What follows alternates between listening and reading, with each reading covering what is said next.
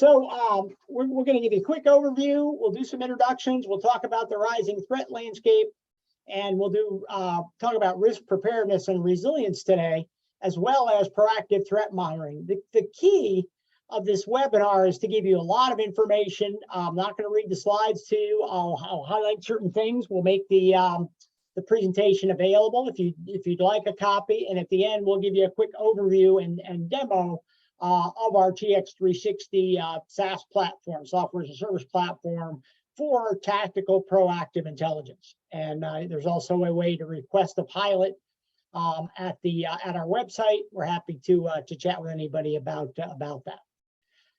Just from a summary of what we're going to talk about is the threat environment out there. Things have been increasing dramatically and show no signs of abatement on a number of different fronts. From a corporate standpoint, especially a global corporation, and when you think about it, almost every corporation these days is affected globally, be it supply chain, be it customers spread out across the globe, be it a number of other elements.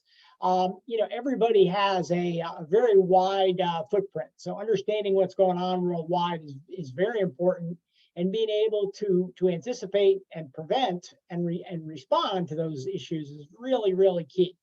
And we'll talk about both planning preparedness and proactive monitoring and situational awareness in the context of some tactical tools. We'll talk about the high-level tools for a second, or high-level initiatives in your company.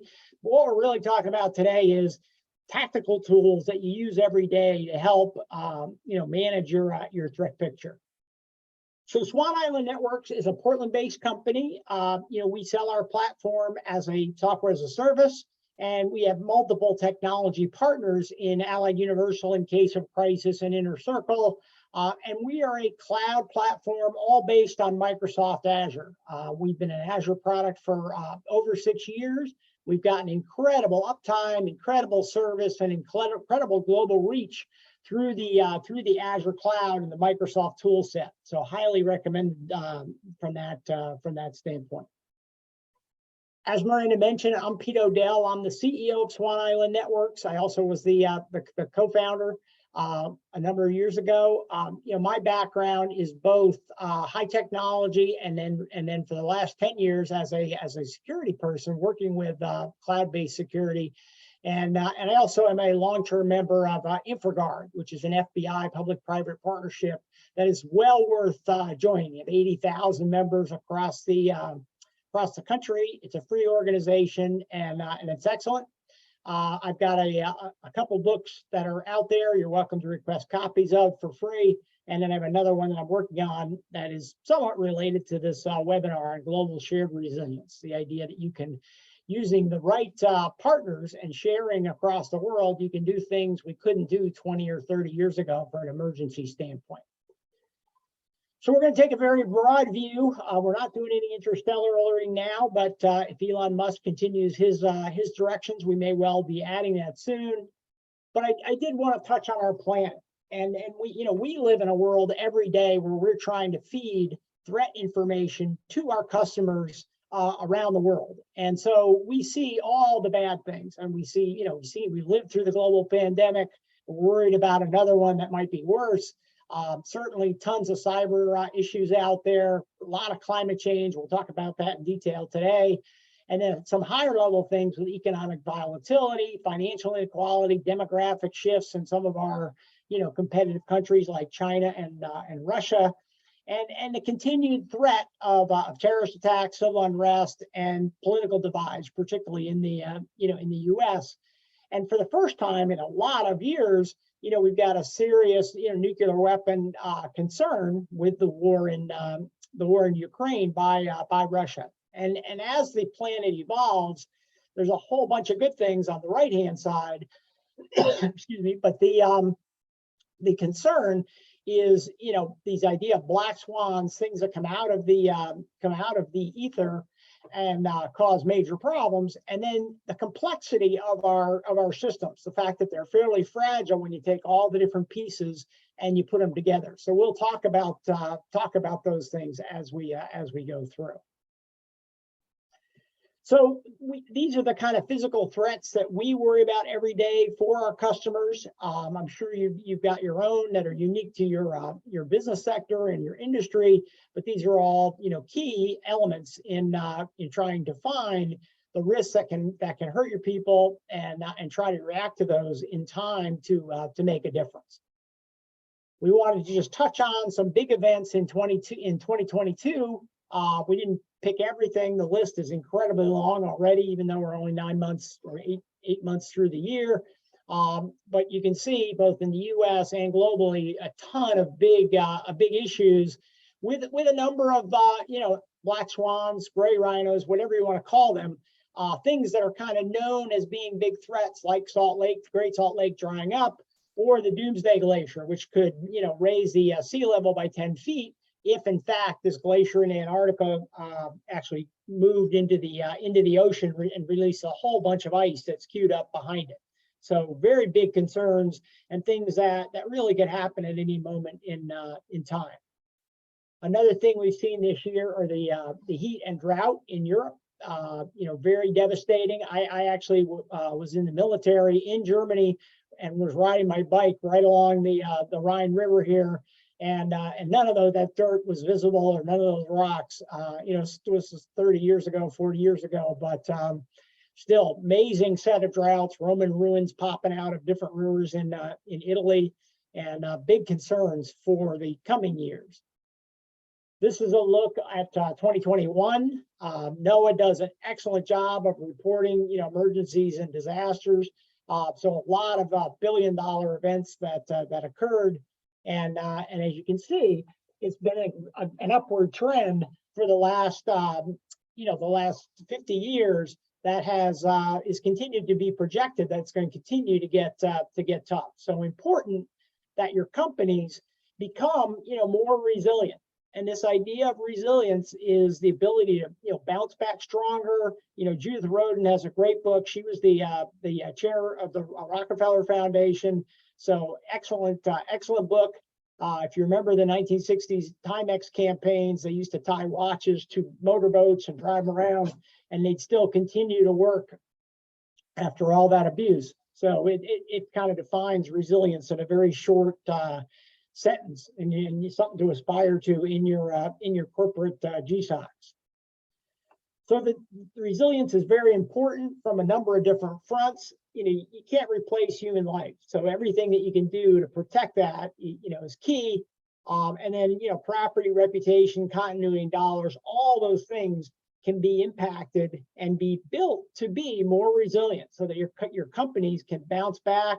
They can actually come out stronger after a major event because you've done the work. You've done the work up front. And the way to do that is to start with executive leadership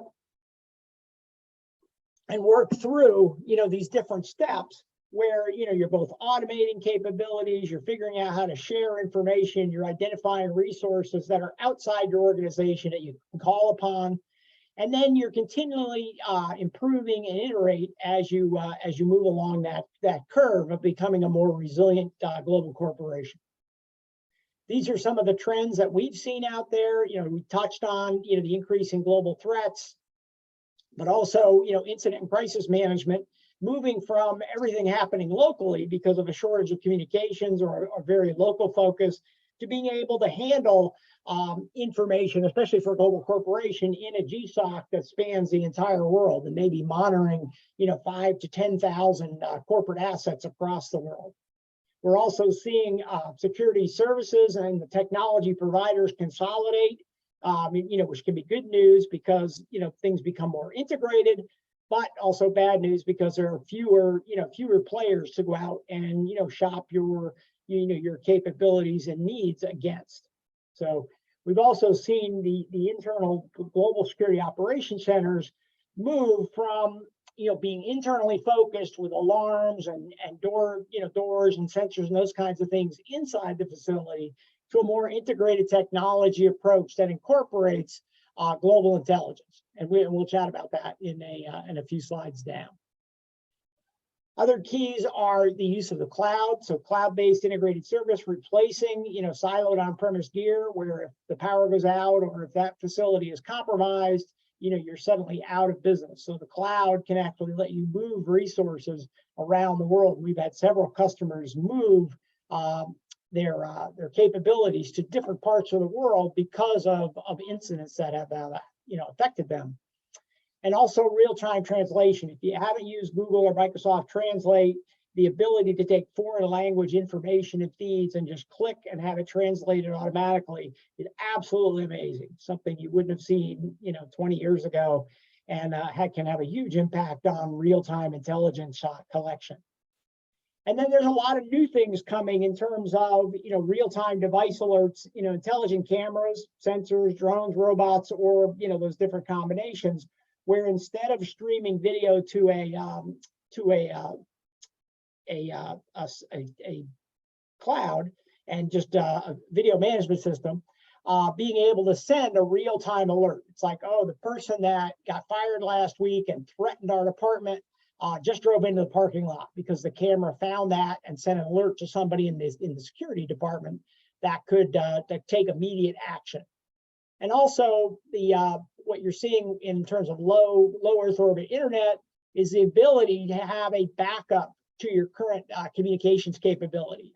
Elon Musk deployed the SpaceX capability to Ukraine to give them internet from a satellite, as opposed to terrestrial based, and it's actually worked very well for them. So much of this work falls under the idea of preparedness, getting ready, being, continually updating your capabilities, and getting ahead of the problem.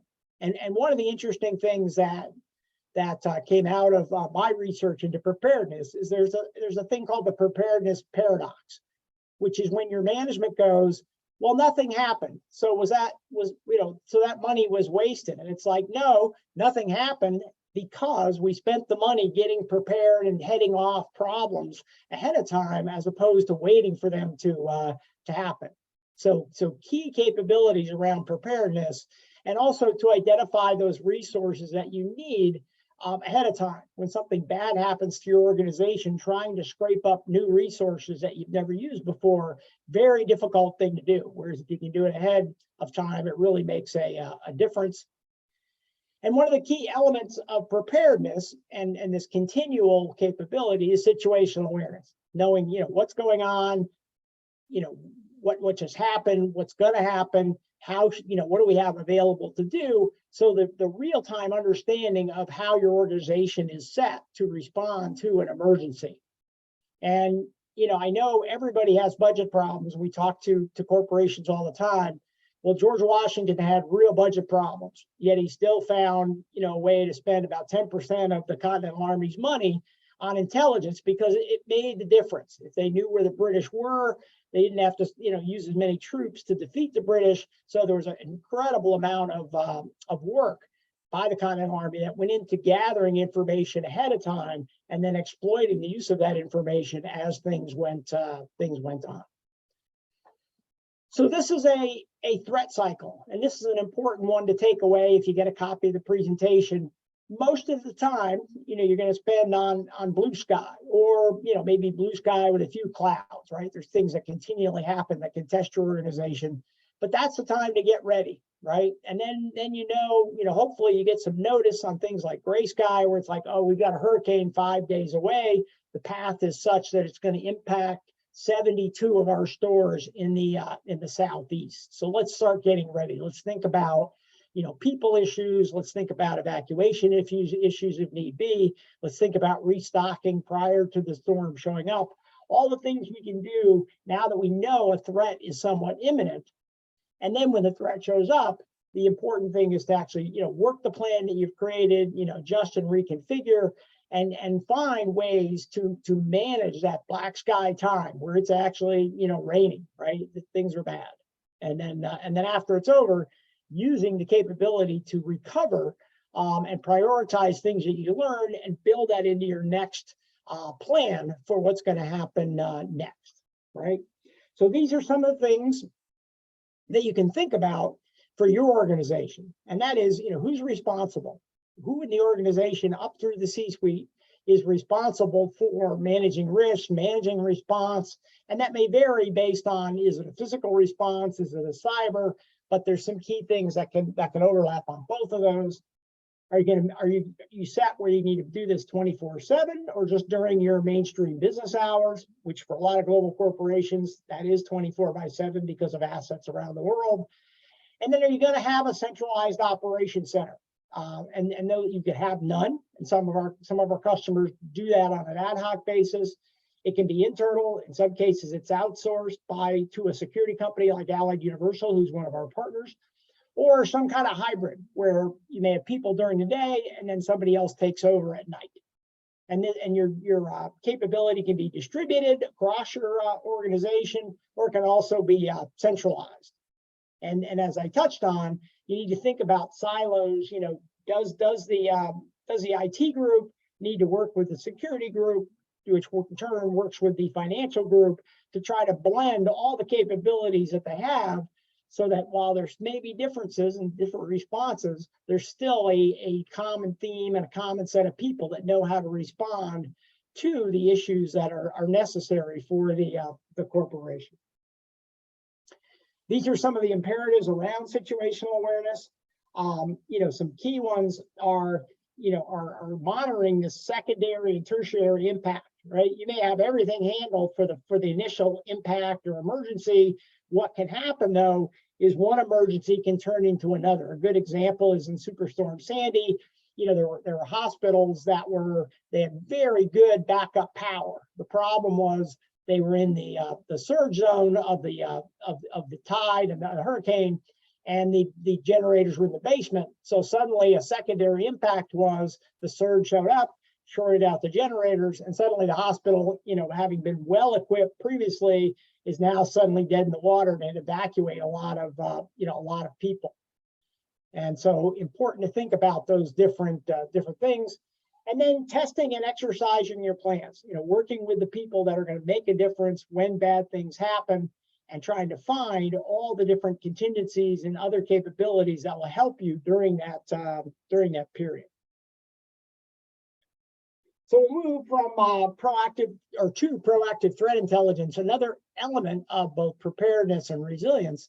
And that is, is assuming that you've gone out and said, here are the threats we need to worry about and what we're going to do about them.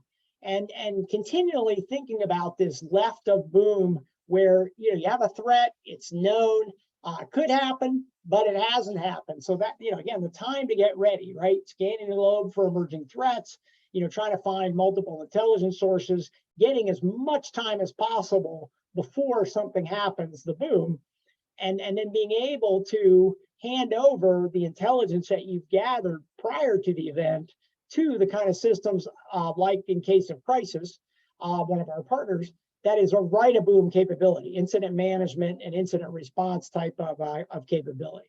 So really, really important.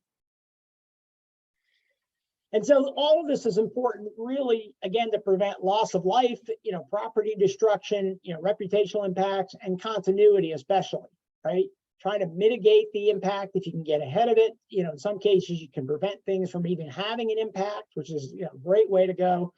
But also, if something does transpire, being able to give your responders a warm start and being able to pass information from a small group of security or cyber personnel to a mass notification system, which suddenly puts everybody in the loop so that they get the information they need throughout the emergency that's unfolding.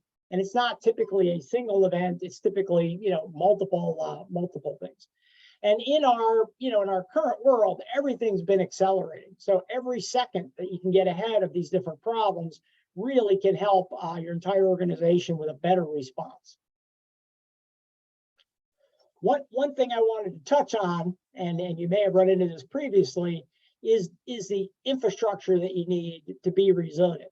And today, not having electricity in some way, shape, or form, and that may be as simple as having cars equipped with chargers that can do 10 to 15 cell phones, all the way up to installing a microgrid and doing other things to bolster the amount of power that you have. Very little works without power today. And by the same token, if you don't have an IP signal, trying to get out to the internet where so much of the information is important. And you want to you want to look at redundant capabilities, again, potentially SpaceX's capability, but there are other ones out there. And the other one we found to be incredibly valuable is the cloud. The cloud, being able to move to the cloud gives you flexibility to have people come in from anywhere. That was especially pronounced during COVID, where suddenly, people that were in a command center sitting at a desk using on-prem systems were suddenly at home. And there's a whole series of problems, both security and access to be able to use those systems. So these are three things from a tactical standpoint to keep in mind. And you need to think about your response. So I don't know if anybody, grew up in the 60s, but, getting under the desk always seemed like an interestingly futile response. But this was a modern day, response as well. So don't tweet unless you're outside of the building that's on fire. I did also want to touch on the idea of, we're talking about tactical tools, tactical capabilities. Those tools need to work inside a framework, inside your corporation, and you probably have several of these initiatives either underway or starting. And those are enterprise risk management, GRC, ESG. Those handle the big picture, right? The C-suite and the board can set the tone at the top about how much risk do we want to take. We can do an assessment. We can do some strategic planning. We can look at legal and insurance issues, all the high level things that are a great framework for the tactical tools, which are used every day, and the ability to act between you and the emergency and helping you respond and recover. I also wanted to talk about CEM, which is an industry term that's been bandied about. It sometimes stands for critical event management. We've actually redefined it as continuous event management, because what we found with our customers is that there are things that are always happening. It may not all be a 1 in 10,000 year flood or a tornado that takes out the corporate headquarters, but there are things that are happening every day. And by using the right tools and integrating those tools together, it can really help you anticipate the problems, respond, recover, and have a continual capability to get better, right? Scaling the tools that you use every day. As the emergency gets bigger, those tools can be moved to people outside the organization. They can potentially help you leverage across multiple facilities around the world. And especially if they're integrated, can be really, really useful from a response capability. So when you think about these tactical tools, these are some of the key steps to get going, right? Defining your threats is key. What am I up against? What do I have to worry about on a day in and day out basis? And what do I have to worry about on a once every 5-year, 10-year basis? And identifying, relative to your geographic assets, what's different, right? You may have a facility in India, you may have a facility in Italy. Those may have very different threat pictures than your facility in Cleveland in the US. And so being able to roll out the right tactical tools and then learn how to improve those and then network with people to improve that whole process really can help you move up that line of preparedness, resilience, and proactive intelligence. This is a very good example of your GSOC maturity model. Our partner Allied Universal, which has a very strong risk and consulting group around this kind of preparation.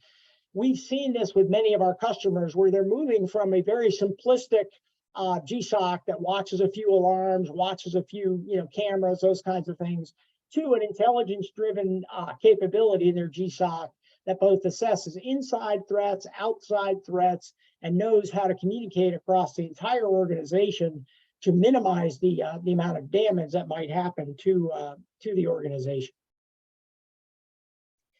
I also wanted to touch on, as you go out and look at tools, and we're going to show you our tool. There are a lot of tools out there, and some of these key issues that you need to think about as you go out and look at tools is, what's the contract look like?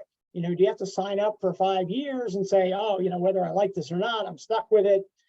Can I have it today, or do I have to wait 6 months to get it deployed, right? And that's both a function of how easy is it to use, how customizable is it, and how fast can it be rolled out? And you'll find that cloud solutions can plug in and become, viable very, very, very quickly. We deployed a 2,000 store retail chain during some of the large protests a couple of years ago in about 24 to 36 hours. They were up and getting information for all their facilities.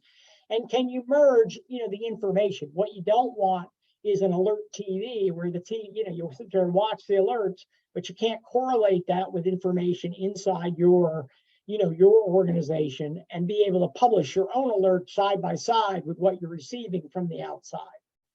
So those are some of the key issues. Interoperable data is key for making, your long-term integrated software capabilities work.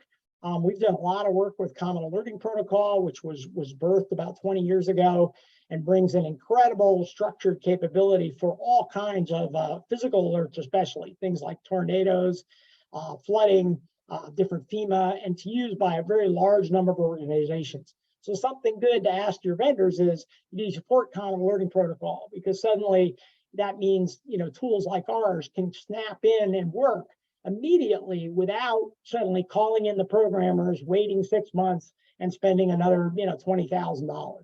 Similarly with KML, Google, bought Keystone Markup Language again about 15 to 20 years ago and put it out in the public domain. It's an incredible standard that allows different GIS systems to interoperate with each other.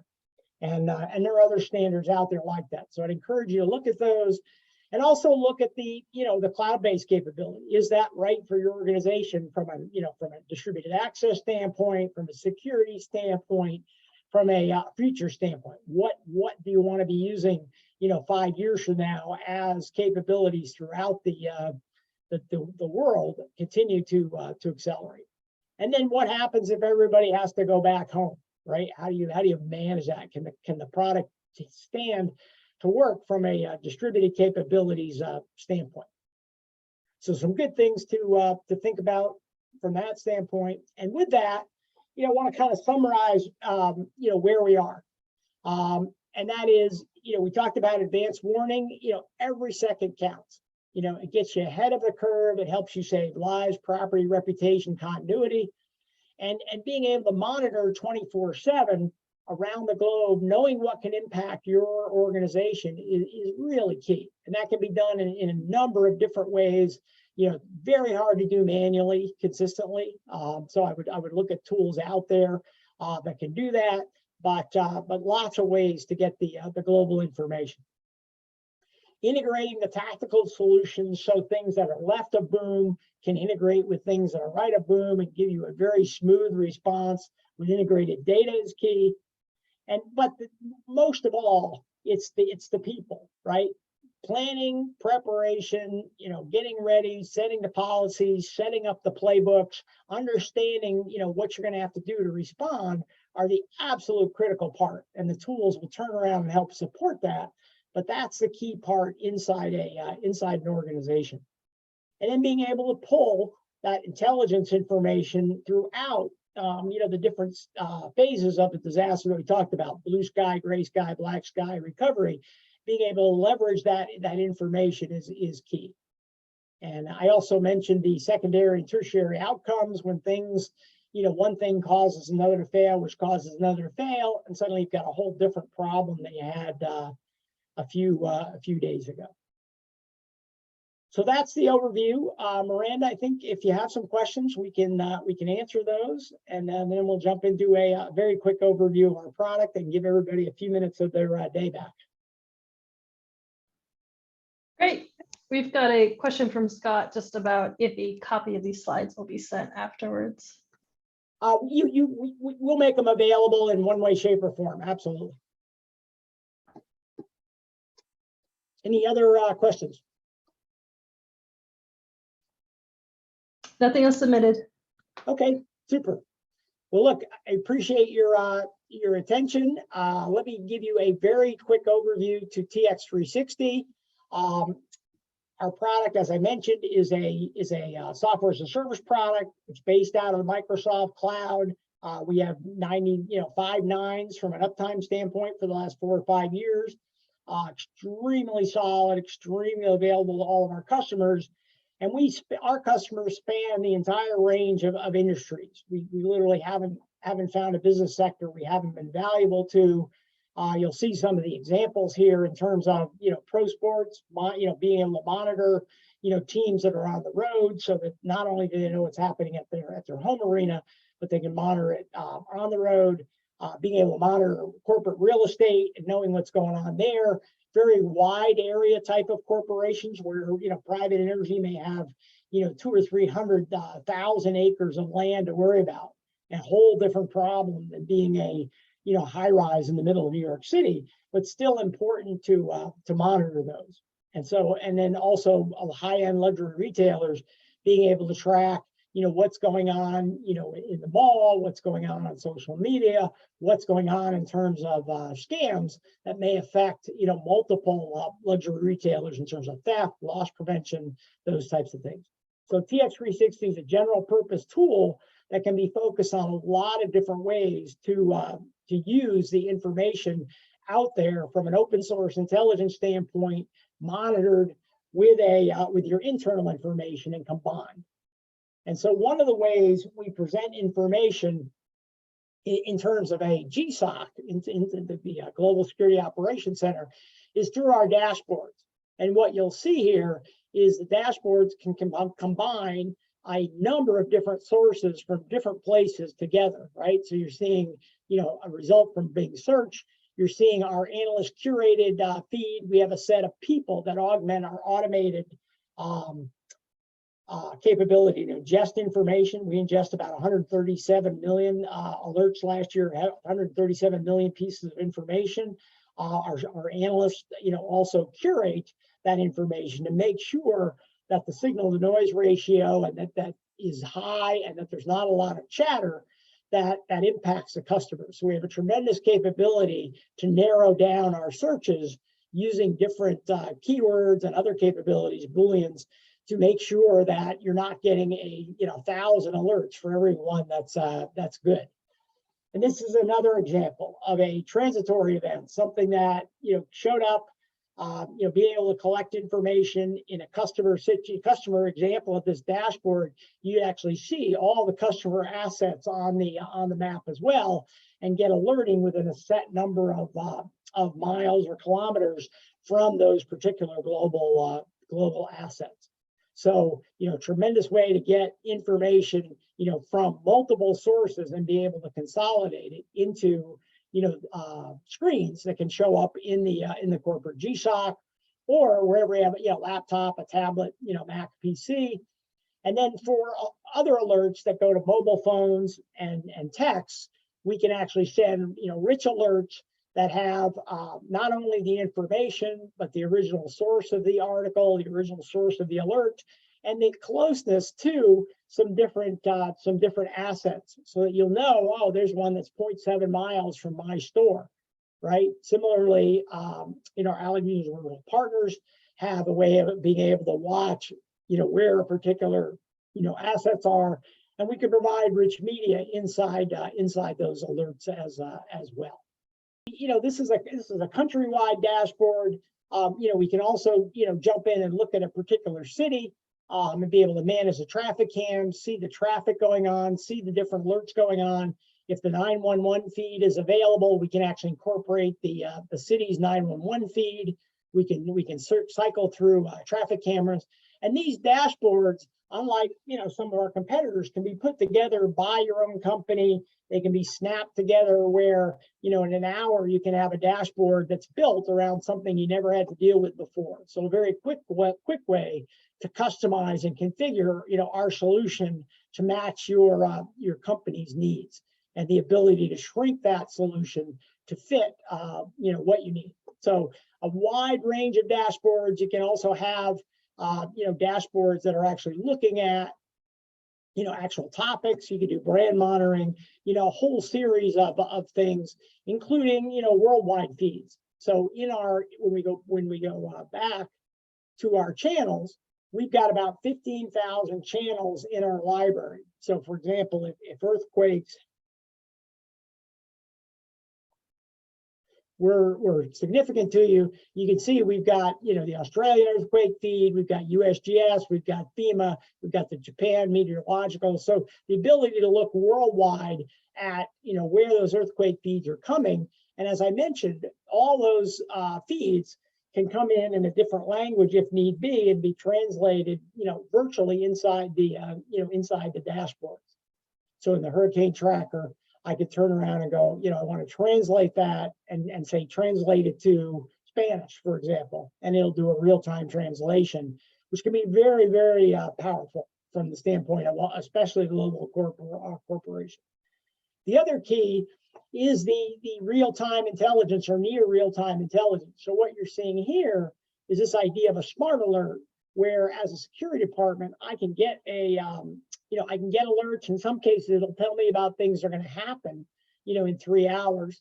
And I'll be able to go in and see, what that particular thing is going to happen. It'll show me more information. And I can also, in that case, I can share that information to other people via email. I can also, share it to a mass notification capability.